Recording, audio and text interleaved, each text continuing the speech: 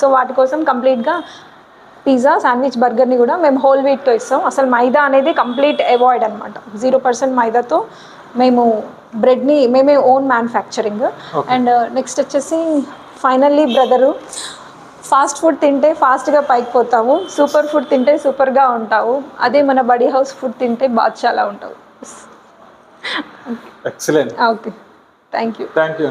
ఈ మన India map ఏంటండి, మనకి ఇప్పుడు ఎక్కడ హోటల్స్లో వెళ్ళినా కానీ మ్యాప్ బెటర్. ఈ కాన్సెప్ట్ ఎలా అంటే మ్యాప్ పెట్టడానికి రీజన్ ఓకే అంటే చాలా మందికి మ్యాప్ పెట్టడానికి రీజన్ తెలీదు.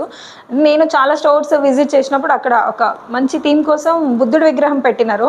బట్ నాకు ఏంటంటే ఏదైనా సరే మన ఇండియా అనేది కొంచెం ప్రౌడ్గా ఉండాలి అండ్ ఒక ఇన్స్పిరేషనల్గా ఉండాలి అని అంటే ఖచ్చితంగా మ్యాపే అనిపించింది. ఎందుకంటే నా కంట్రీని నేనే ప్రౌడ్ అని చెప్పుకోకపోతే ఎట్లా ఎవరు చెప్పుకుంటారు. అందుకే నేను మ్యాప్ పెట్టాను. అండ్ అది కూడా యూనిక్ ప్లేసెస్తో మేము